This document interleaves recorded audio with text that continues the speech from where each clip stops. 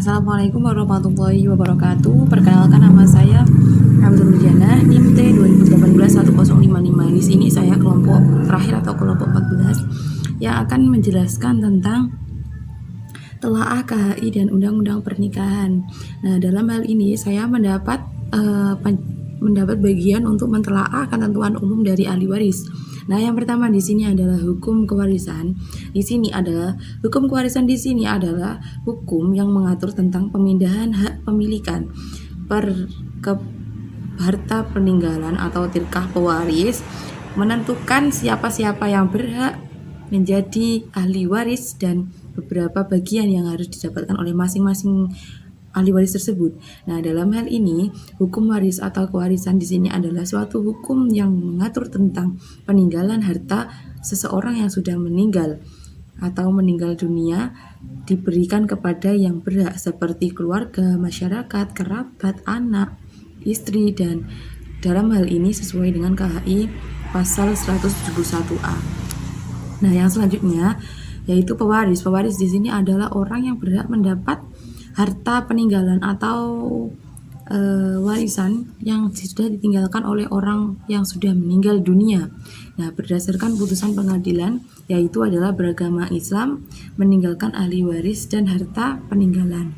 Nah, dalam hal ini pewaris di sini adalah orang yang telah meninggal dunia dan meninggalkan suatu yang dapat beralih kepada keluarganya, seperti masyarakat, keluarga, anak, dan lain-lain sebagainya. Dalam hal ini sesuai dengan KHI pasal 171B. Nah, selanjutnya adalah ahli waris. Ahli waris di sini adalah orang yang berhak mendapatkan warisan dari pewaris tersebut. Dalam hal ini, ahli waris di sini harus mempunyai hubungan keluarga dengan orang yang sudah meninggal dunia tersebut atau hubungan perkawinan. Terus dalam hal ini beragama Islam tidak terhalang karena hukum untuk menjadi ahli waris. Nah, di sini ahli waris adalah orang yang berhak menerima harta peninggalan atau mewarisi orang yang sudah meninggal dunia, baik karena hubungan keluarga, pernikahan, maupun karena memerdekakan hamba sahaya atau wala. Dalam hal ini sesuai dengan pasal KHI pasal 171C. Selanjutnya adalah harta peninggalan. Harta peninggalan di sini adalah suatu harta yang ditinggalkan oleh pewaris baik berupa benda maupun harta lainnya. Di sini harta peninggalan di sini segala sesuatu yang ditinggalkan oleh orang yang sudah meninggal dunia, dan apakah harta ini menjadi miliknya maupun milik orang lain. Nah, dalam hal ini sesuai dengan KHI pasal 171D. Nah, selanjutnya yang terakhir adalah harta waris. Adalah harta bawaan bagian dari harta bersama setelah digunakan untuk keperluan pewaris. Di antaranya adalah karena sakit, waktu sakit, terus mengurus jenazah, dan diberikan kepada kerabatnya. Nah, harta waris di sini dalam ilmu faraid ini adalah tirkah atau peninggalan seseorang yang sudah meninggal dunia.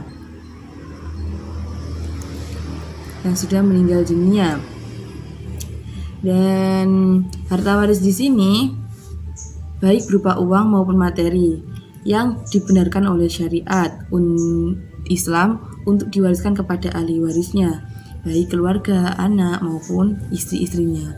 Nah, dalam hal ini sesuai dengan KHI pasal 171E. Nah, kurang lebihnya saya mohon maaf. Wassalamualaikum warahmatullahi wabarakatuh. Assalamualaikum warahmatullahi wabarakatuh. Perkenalkan, nama saya Muhammad Nusron Irfa'ud Darajat, NIM T 2018-1072. Di sini saya dari kelompok 14 yang akan menjelaskan tentang ahli waris dalam hukum kewarisan yang ada di Indonesia. Baik, langsung saja saya jelaskan tentang ahli waris. Kata ahli waris dalam bahasa Arab disebut al-waris, yang secara bahasa berarti keluarga. Tidak secara otomatis ia dapat mewarisi harta peninggalan pewarisnya yang meninggal dunia. Sedangkan pengertian ahli waris secara istilah adalah orang yang menerima atau memiliki hak warisan dan tirkah atau harta peninggalan orang yang meninggal dunia, atau bisa disebut juga dengan pewaris.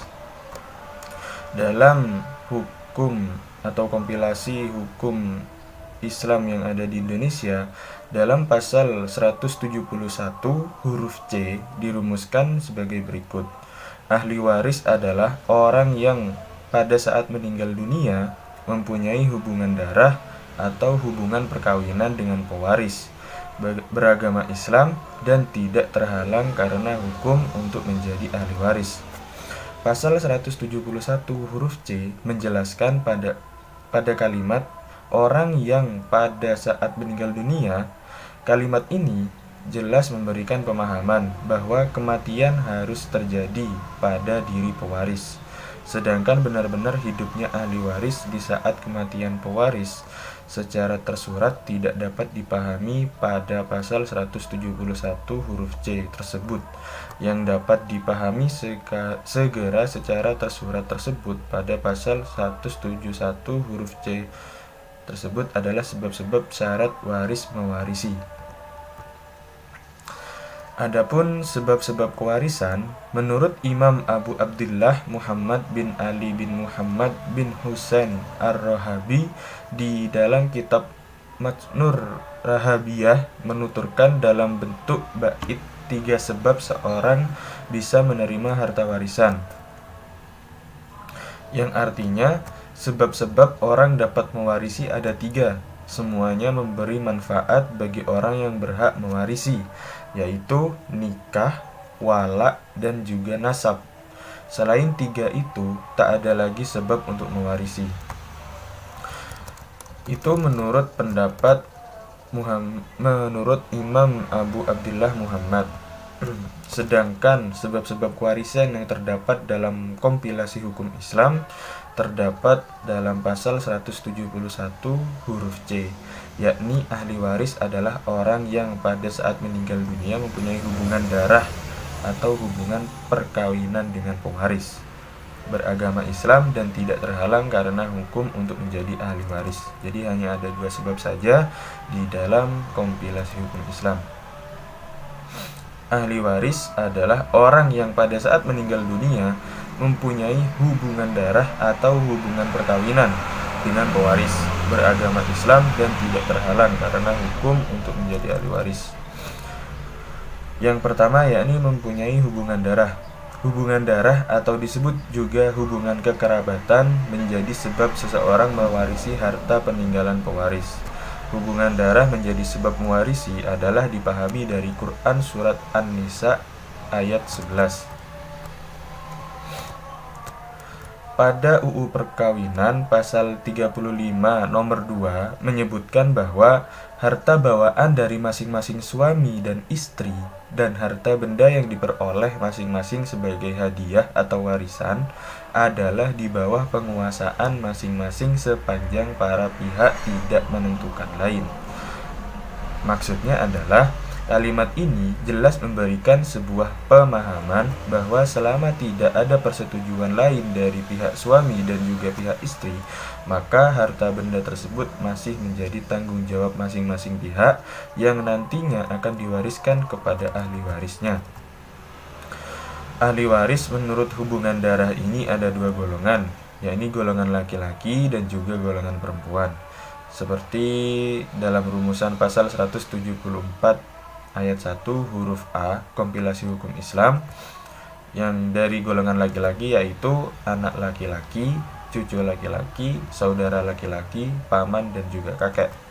Dalam golongan ahli waris perempuan menurut KHI 174 adalah ibu, anak perempuan, saudara perempuan, nenek. Apabila dianalisa rumusan ahli waris pada pasal 174 ayat 1 huruf A dengan membandingkan rumusan ahli waris dengan kitab-kitab fikih, tetapi di sini saya mengambil referensi dari kitab fikih Fathul Qorib. Di dalam kitab Fathul Qorib dijelaskan bahwa untuk pembagian golongan ahli waris ya ini ada 16 yang sama seperti KHI, yakni dibedakan menjadi dua golongan laki-laki dan juga golongan perempuan. Tetapi jika di jumlah keseluruhan itu menjadi 16 orang yang dapat menerima ahli waris. Kalau dari golongan laki-laki, yang pertama yakni anak laki-laki, yang kedua cucu laki-laki dari anak laki-laki, yang ketiga ayah, keempat kakek, kelima saudara laki-laki, keenam keponakan laki-laki dari saudara laki-laki, ketujuh paman atau saudara ayah, anak lelaki paman yang saudara dari ayah, suami, yang kedelapan suami, yang kesembilan seorang laki-laki yang memerdekakan hamba sahaya. Yang kedua yakni dari golongan ahli waris perempuan. Yang pertama anak perempuan, yang kedua cucu perempuan dari anak lelaki, yang ketiga ibu, yang keempat nenek, yang kelima saudara perempuan, yang keenam istri, yang ketujuh seorang perempuan yang memerdekakan hamba sahaya. Terdapat pembagian yang pasti dalam pembagian harta warisan. Dalam kitab Fathul Qorib menjelaskan terdapat 6 bagian pasti. Di antaranya ada setengah, seperempat, sepertiga, seperenam, seperdelapan, dan 2/3. Saya jelaskan yang pertama yakni setengah. Bagian-bagian pasti yang mendapatkan jumlah setengah ini atau 1/2 ini, yang pertama adalah anak perempuan, yang kedua cucu perempuan dari anak laki-laki dengan syarat tidak ada laki-laki yang mengasobahkan mereka, yang ketiga saudara perempuan sekandung, yang keempat yakni saudara perempuan seayah dengan syarat tidak ada laki-laki yang mengasobahkan mereka, yang kelima suami yang tidak memiliki anak, baik anak laki-laki maupun anak perempuan. Untuk bagian yang seperempat, yakni yang pertama suami beserta anak atau cucu dari anak laki-laki. Yang kedua istri jika tidak beserta anak atau cucu dari anak laki-laki. Yang 1/8 ini hanya ada satu, yakni bagiannya istri jika bersama anak atau cucu dari anak laki-laki. Yang keempat adalah 2/3. 2/3 ini adalah bagian dari yang pertama 2 anak perempuan, yang ada yang menyebutkan 2 anak perempuan atau lebih, misalnya 3 anak perempuan atau 4 anak perempuan, hasilnya tetap perhitungannya 2/3. Yang kedua yakni 2 cucu perempuan dari anak laki-laki, yang ketiga 2 saudara perempuan sekandung, yang keempat 2 saudara perempuan seayah atau ketika 2 saudara tidak bersama saudara laki-laki. Yang bagian sepertiga ini atau 1/3 ada 3, yakni yang pertama ibu. Nah, tetapi dari sepertiga ini ada penjelasannya bahwa jika ibu tidak dihalangi oleh anak, cucu, 2 saudara laki-laki ataupun saudara perempuan, maka dapat hasil bagian 1/3. Yang kedua yakni bagian 2 orang atau lebih dari saudara laki-laki atau saudara perempuan seibu. Yang kelima adalah 1/6. Yang pertama adalah ibu ketika bersama dengan anak, cucu, 2 orang dari saudara laki-laki atau saudara perempuan, baik sekandung ataupun tidak. Yang kedua adalah nenek ketika tidak ada ibu. Maksudnya nenek dalam kurung ketika tidak ada ibu. Yang ketiga, cucu perempuan dari anak laki-laki ketika bersama anak perempuan. Yang keempat, saudara perempuan seayah beserta saudara sekandung. Yang kelima, ayah beserta anak atau cucu dari anak laki-laki, termasuk juga ketika pewaris meninggalkan anak perempuan dan ayah, maka bagi anak perempuan dapat setengah dan bagi ayah dapat 1/6, sisanya menjadi asobah. Yang keenam yakni kakek jika mendapat bagian 1/6 ketika tidak bersama ayah, termasuk juga ketika bersama orang yang mendapat bagian tertentu, maka 1/6 lebih baik baginya daripada muqasamah. Yang ketujuh adalah bagian dari anak dari ibu, atau maksudnya saudara seibu. Jadi misalnya pas waktu ada perkawinan, bapaknya menginginkan cerai atau ibunya menginginkan cerai, nah si ibu ini kawin lagi atau menikah lagi, nah memiliki anak, jadi dapat bagian 1/6 untuk saudara yang seibu. Dalam buku kompilasi hukum Islam atau KHI, besarnya bagian dijelaskan pada bab 3 pada pasal 176 sampai pada pasal 191. Tetapi yang menjelaskan tentang bagian-bagian yang pasti yakni terdapat pada pasal 176 sampai 178. Sebenarnya semuanya itu menjelaskan tentang sebenarnya semuanya itu mulai dari 176 sampai pasal 191 itu menjelaskan bagian-bagian pastinya. Tetapi dalam yang menjelaskan bagian pastinya dapat 1/4, 1/6 atau hitungan yang seperti itu pada pasal 176 sampai pasal 178. Untuk yang kedua, yakni mempunyai hubungan perkawinan. Perkawinan merupakan sebab terjadinya hubungan waris-mewarisi antara suami dan juga istri. Apabila terjadi kematian dari salah satu pihak, maka pihak yang hidup dari suami atau istri berhak menjadi ahli waris. Dalam kompilasi hukum Islam pasal 174 nomor 1 huruf B memberikan rincian bahwa yang termasuk ke dalam golongan hubungan perkawinan adalah duda atau janda. Perkawinan sebagai sebab adanya hubungan mewarisi tentu harus didasarkan kepada perkawinan yang sah, baik menurut hukum agama maupun hukum negara, dan perkawinan tetap masih ada. Ketentuan pernikahan yang sah, baik menurut agama maupun negara, telah diatur dalam kompilasi hukum Islam pasal 4, yakni perkawinan adalah sah apabila dilakukan menurut hukum Islam sesuai dengan pasal 2 ayat 1 Undang-Undang Nomor 1 Tahun 1974 tentang perkawinan. Yang ketiga yakni wala. Wala tidak dimasukkan ke dalam penyebab waris mewarisi dalam kompilasi hukum Islam karena yang sifatnya mengatur hal-hal yang kekinian. Dianggap hubungan wala keberadaannya tidak ada lagi dan tidak dikenal dalam sistem hukum serta nilai-nilai hukum yang ada di Indonesia. Wala adalah hubungan kewarisan karena seorang memerdekakan hamba sahaya atau melalui perjanjian tolong-menolong. Laki-laki disebut muktik dan perempuan disebut muktakoh, bagian dari 1/6 dari harta warisan pewaris. Dalam kompilasi, sebab ini tidak dicantumkan karena dalam kehidupan sekarang ini, lebih-lebih di Indonesia, perbudakan tidak diakui lagi keberadaannya. Karena itu, sebab-sebab saling mewarisi menurut kompilasi hukum Islam terdiri dari 2 hal. Yang pertama karena hubungan darah, dan yang kedua karena hubungan perkawinan. Baik, itu saja yang dapat saya sampaikan. Kurang lebihnya mohon maaf. Assalamualaikum warahmatullahi wabarakatuh. Assalamualaikum warahmatullahi wabarakatuh. Di sini saya akan menjelaskan arat dan aul, yang mana saya akan menjelaskan aul terlebih dahulu. Aul menurut bahasa berarti menyimpang dan condong, seperti firman Allah yang Bismillahirrahmanirrahim, dari keadana Allah ta'ulun, yang artinya yang demikian itu adalah lebih dekat kepada tidak berbuat aniaya.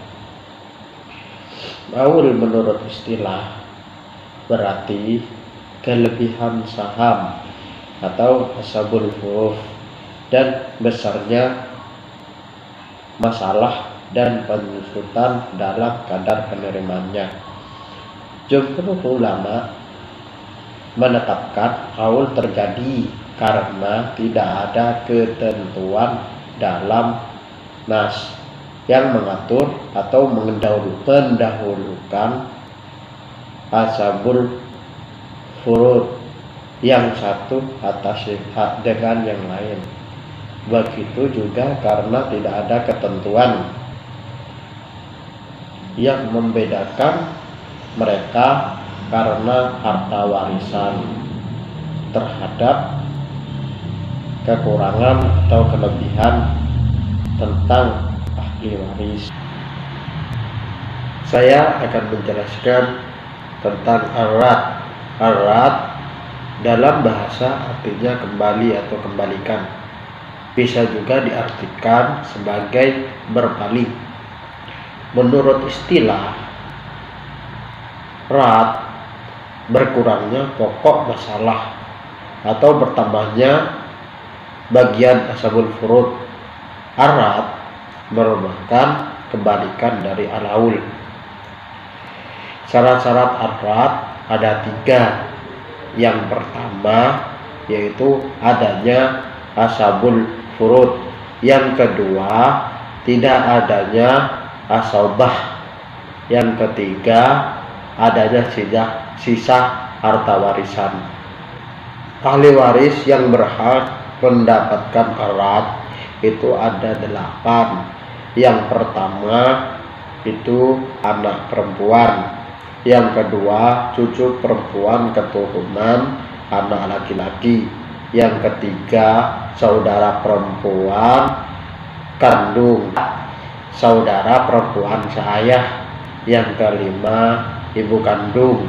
Yang keenam nenek sahih atau ibu dari bapak. Yang ketujuh saudara perempuan seibu. Yang kedelapan saudara laki-laki seayah.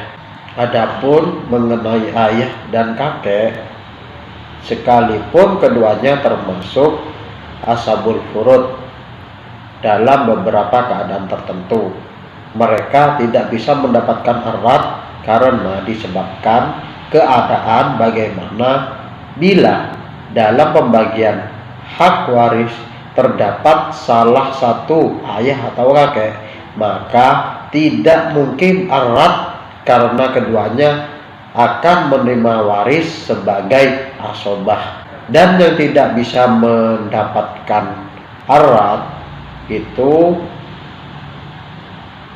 hanyalah suami dan istri, disebabkan karena keduanya bukanlah karena nasab, akan tetapi karena kekerabatan sababiyah, karena sebab yaitu adanya ikatan tali pernikahan, dan kekerabatan ini akan putus karena kematian. Maka dari itu suami dan istri tidak berhak mendapatkan arat.